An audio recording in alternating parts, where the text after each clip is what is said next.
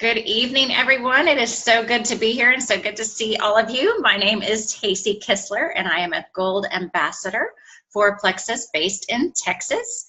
And I am working together with a handful of other ladies for our teamwork collaboration.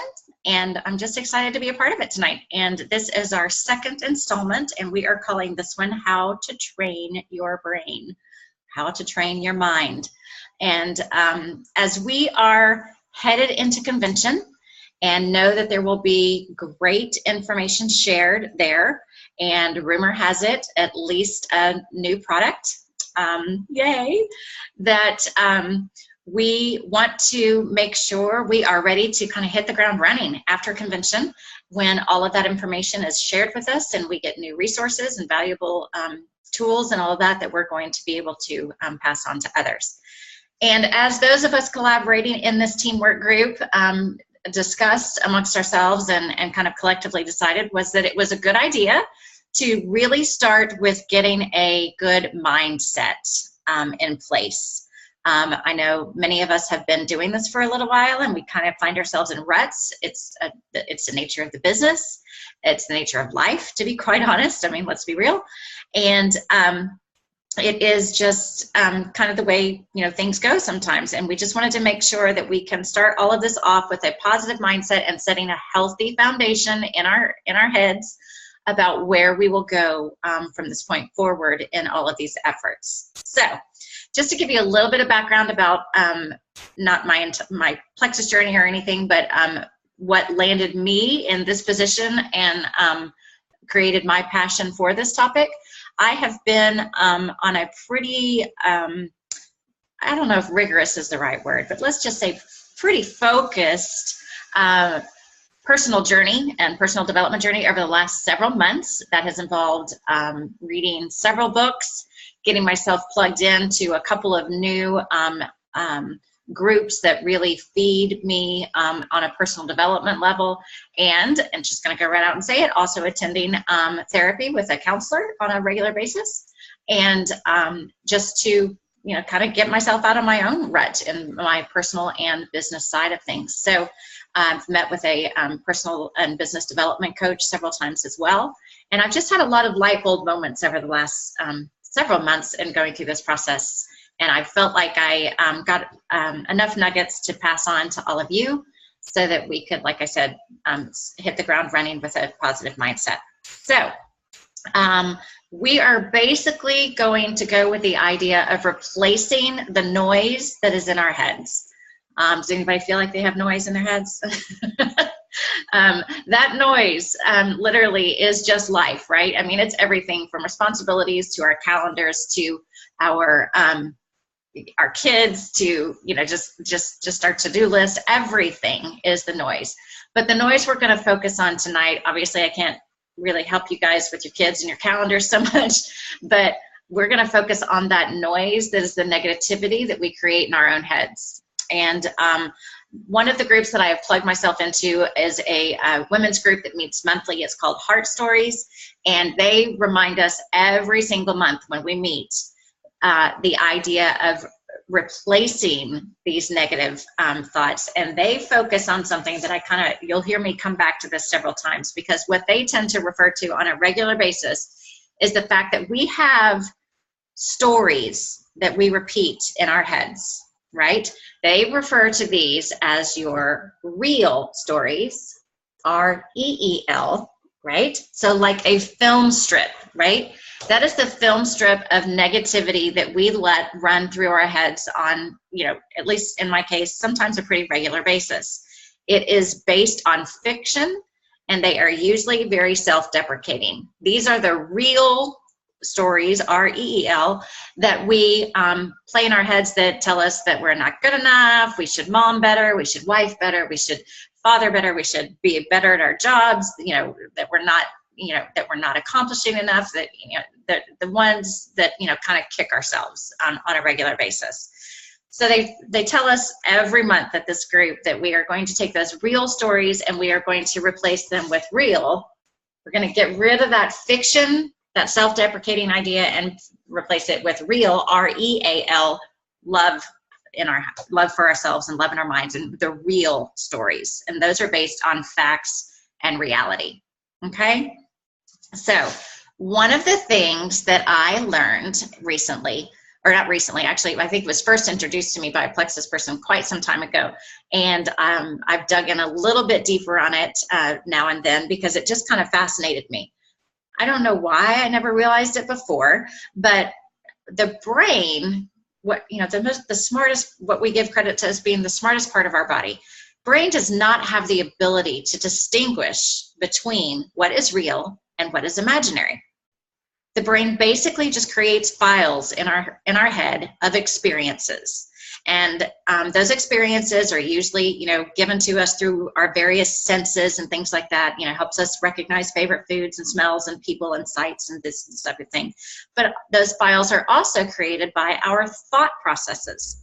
And the brain cannot tell the difference between a thought process and an actual, real, creation, real occurrence that's happening in front of you and creating one of those files.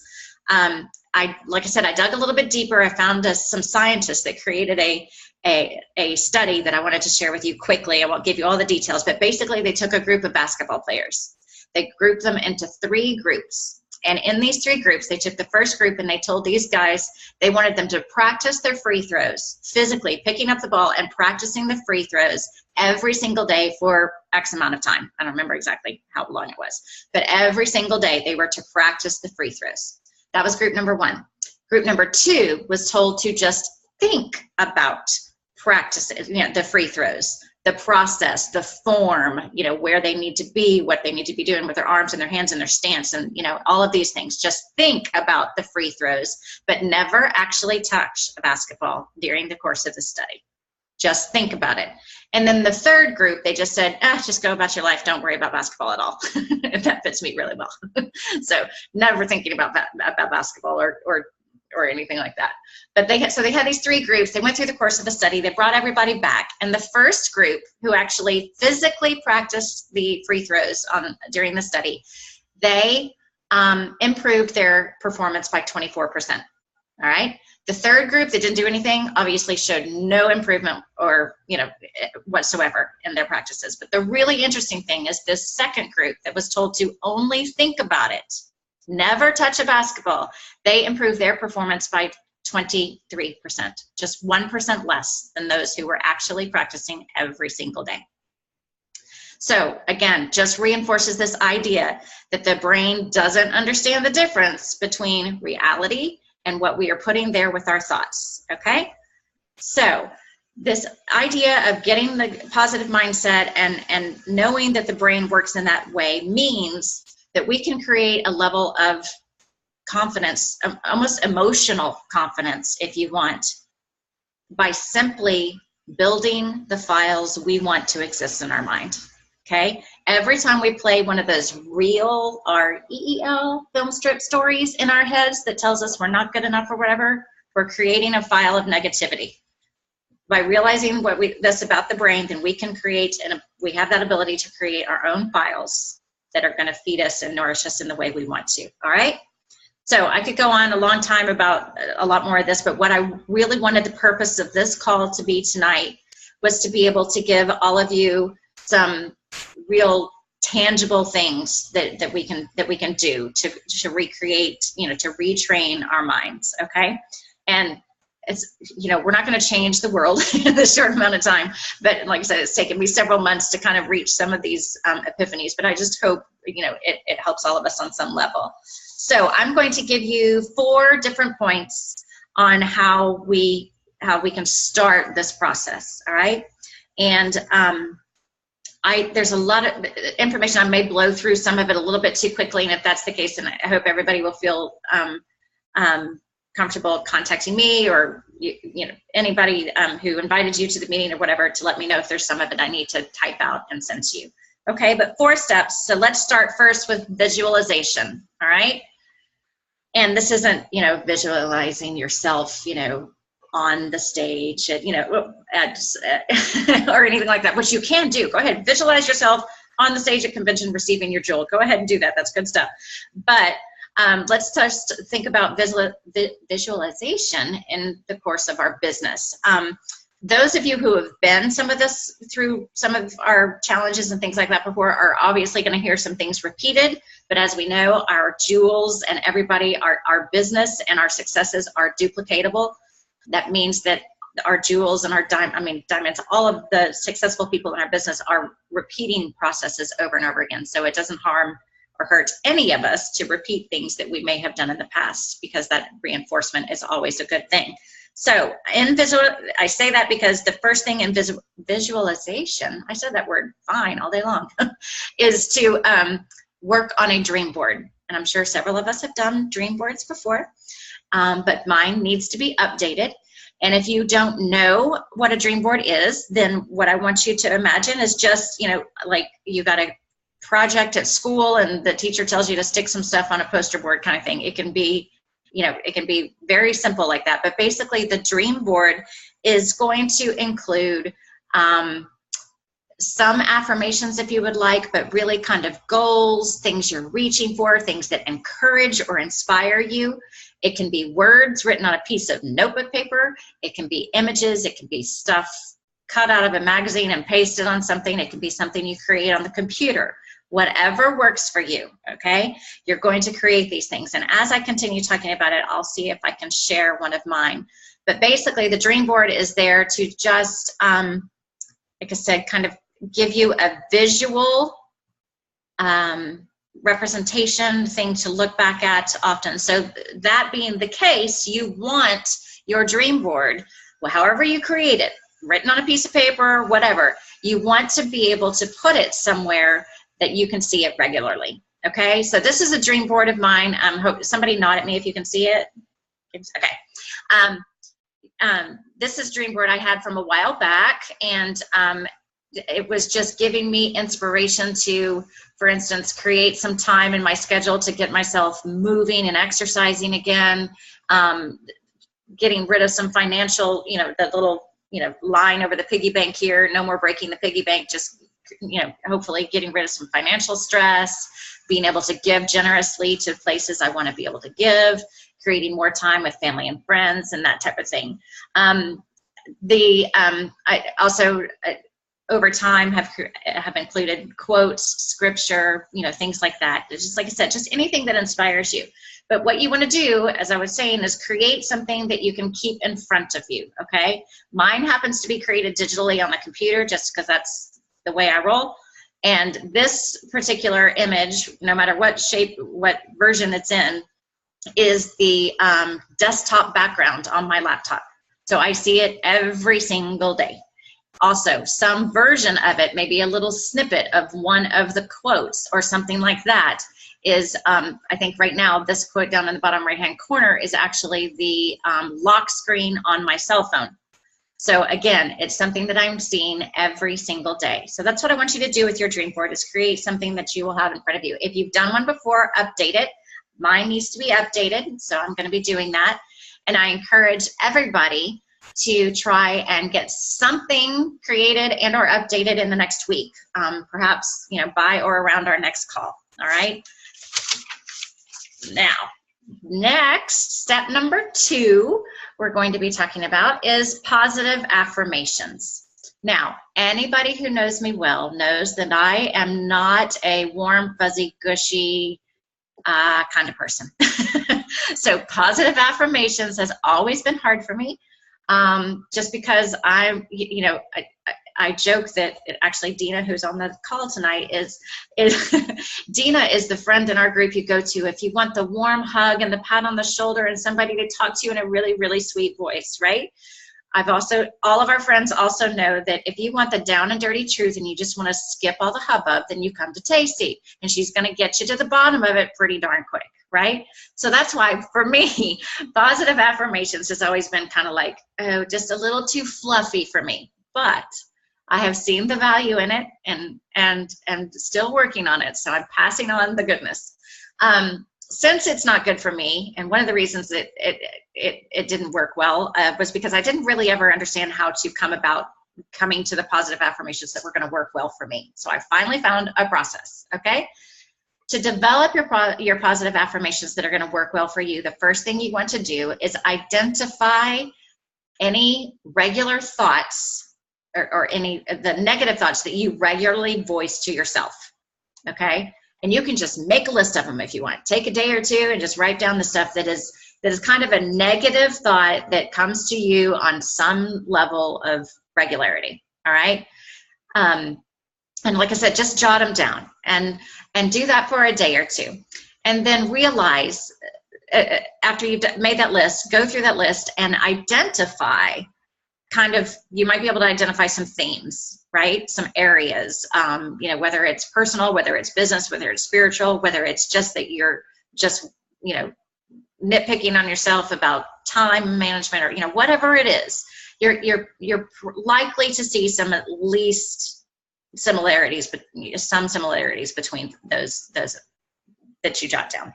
Okay, so the next step is then, once you've identified those areas, is to develop positive affirmations that completely contradict or defy those negative thoughts. All right, this is where you're going to start feeling, if you're like me, you're going to start feeling a little bit cheesy, I promise. But it is just, you've got to take the I can't, the I don't, I never, that kind of stuff, and take those negative affirmations and create positive ones that completely contradict those thoughts. Okay, then you are going to, hopefully, this is where friends and family are going to start snickering at you a little bit, because you're going to hopefully be able to take that information and then go what I like to call post-it note crazy. All right, you're going to want to get those positive affirmations in front of you in any way you can. For me, it tends to be post-it notes. There happens to be about 8 or 10 of them in front of me right now. My husband just walked in the room and he's going to make me really nervous. You going to stay here? Sure. Ah, okay. All right. Positive affirmation. I can do this. So you're going to go post-it note crazy. You're going to write those positive affirmations on various post-it notes or whatever works for you. Put them in your phone with reminders. You know what works. And get them in front of you. Put them on your bathroom mirror. Put them, like I said, mine are right in front of me right now, and at my desk. Stick them on the car, wherever you're going to see them on a regular basis, and try really hard to speak them to yourself out loud, if you can, about 3 to 5 times a day. All right? So again, that's where it gets a little cheesy for me again, but you've got to remember what we talked about earlier, that the brain, your subconscious, cannot recognize truth from lie. It's just creating those files. So we've got to nourish it, we've got to feed it well, and it's going to sink in just a little bit better if it's something you're actually hearing audibly, that type of thing. So positive affirmations, guys. All right. Now, the next thing that I wanted to pass on, let's check how I'm doing on time here, is something I discovered in a book that I've been reading, and I don't know why it stuck with me, but it just really did, because I just like to be, I'm a method person. And in this book, it talked about going on a dialogue diet.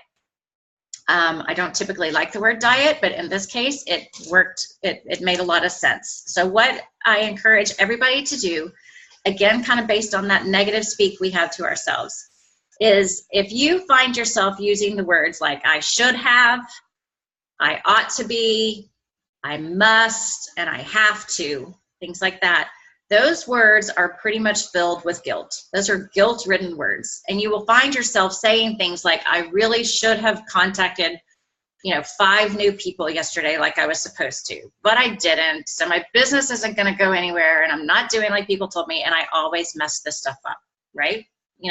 Or I really ought to watch some videos about the product so I would know more about the product, so I didn't sound so stupid when I talk to people because I can't answer their questions, something like that. They're just, those words are filled with way too much guilt, okay? So we're going to go on a dialogue diet. We're going to get rid of the should haves, ought to, must, and have to, all right?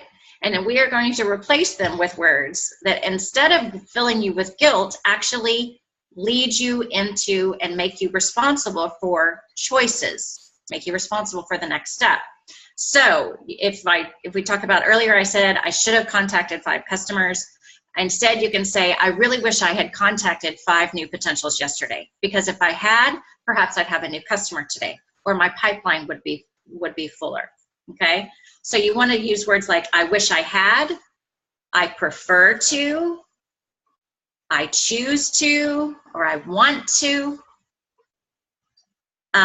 It would be desirable if I wish I had chosen, things like that. Okay, and you can see pretty quickly that I wish I had contacted 5 people yesterday, because then maybe I would have a new customer. Sounds much more positive than the other one that I talked about a minute ago. It is making you it's empowering you by using those words, because you now have a choice.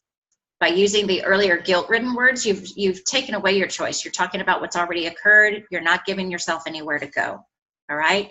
So I wish I would make the choice to learn more about the products, because then I would be confident. I would know how to answer that question. I would be more comfortable talking to someone. So it gives you control over the next steps. All right, so that's our dialogue diet. All right. Okay, now the last one I wanted to share with you guys is the fact that we can do all this stuff all day long, and the reality is that we're still going to hit glitches. We're going to have bad days. We're going to hit road bumps. These real stories, those film strips, negative film strips that play in our mind, are going to come back. We just got to try to divert from them and pat ourselves on the back for doing so. But the thing is, you are still going to have potential customers who say no. You're still going to have current customers who say no to the business, and you're still going to have ambassadors who fall off, completely off the map. It's going to happen. What we have to do, and again, I know some of you have heard this before, is we have to emotionally detach ourselves from those instances. We have to emotionally detach ourselves from the idea that somehow they're saying no to the product or to the opportunity or whatever in that moment is somehow negatively represents us. All right. One of the best examples I've given, and I know several of you have heard it, or one of the examples I was given, I know you've heard it, is the fact that there is, a waiter coming to your table at the end of every meal saying, does anybody want dessert or coffee? Did you leave room for dessert? Okay. How many times do we actually say, yes, all 4 to 5 of us want dessert and coffee, and go ahead and bring us some after dinner drinks, right? How many of us usually say, no thanks, no room, don't need anything else, right? It's kind of the majority. That happens more often than not. But the waiter is not emotionally attached to our answer. Even though his tip could be affected by whether or not we order more, there's an emotional detachment there. We have to, somehow the network marketing business creates this emotional attachment to us, and that we create to ourselves. And we just have to say, you know what? It's fine. This is a no from them. It could be a not right now. They could come back in the future. They could be an ambassador later on. Any of these things could apply. And we just have to say, okay, great. So how's life? And move on. Okay. One of the books, again, I was reading, the author referred to what is the 90-10 rule. And he says basically what his father always told them as they were growing up was that life is 10% what happens to you and 90% how you react to it. Okay. And let me tell you guys, anybody living in my family or who knows me well knows that I am the master of messing up that 90% of how I react. That takes work, and I know it. But 10% of what happens to us, 90% how we react.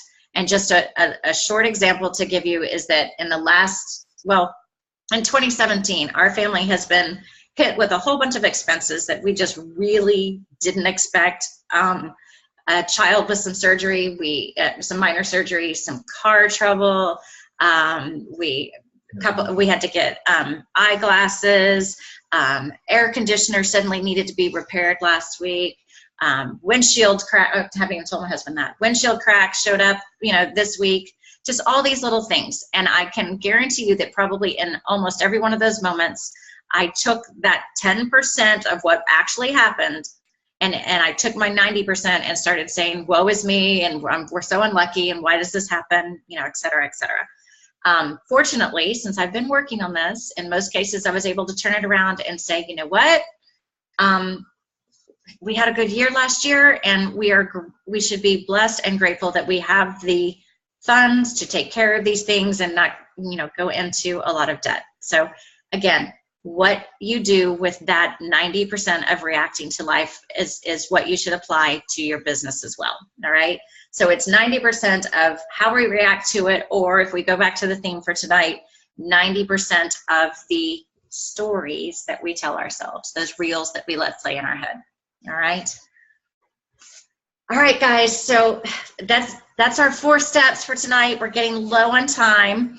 And again, just to go over it very quickly as a recap, we're going to work on dream boards, work on that visualization through the dream board, hopefully within the next week.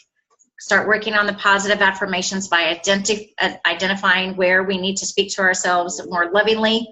We're going to go on a dialogue diet, get rid of those negative, guilt-ridden words and fill them with the positive ones again. And then just recognizing that 90-10 rule of 90% of it is how we react, and that we do have control over it, because again, the brain doesn't know the difference. All right. So again, we are going to take our real film strips that are filled with fiction and negativity and replace them with real, R-E-A-L, love. All right. For ourselves, for our customers, for our business. Okay, I can take this off of mute quickly and see if anybody has any questions, if I can find the button again. All right. Yeah, you'll have to take yourself off mute, I guess, but that is all from me. So if anybody has anything, let's see, I'm gonna look at the chats real quick. Hey, who was the author of that book? The 1090. I pulled that from 1 or 2 books, so I have. It's in several. I think I've seen it in several, maybe. And it could have been. He said his father said it. So to be quite honest, it could, it could be many places. So I think that one came out of a book by a guy by the name of Scott Gronto, Gronto. He's if you're Facebook friends with me, it was his book was in one of the pictures. I think it's the stories we tell ourselves. So I think it was probably his. This is awesome. I'm dealing with this in real life at work. Yeah. I mean, very much with Plexus too, but even at work, it's, I try not to beat myself up over stuff. Right. And, just talking to someone, I'm like, I feel like I'm just not good at this, or this. And they're like, yeah, I don't see that at all. I'm like, okay, well, okay. Maybe I'm just harder on myself, but this was great. Thank you. Good. Great, guys. All right. We are coming up on just like the last maybe minute or 2 of our free meeting here before it cuts us off. But so I'm going to go ahead and stop the recording and say thanks to everyone for being here.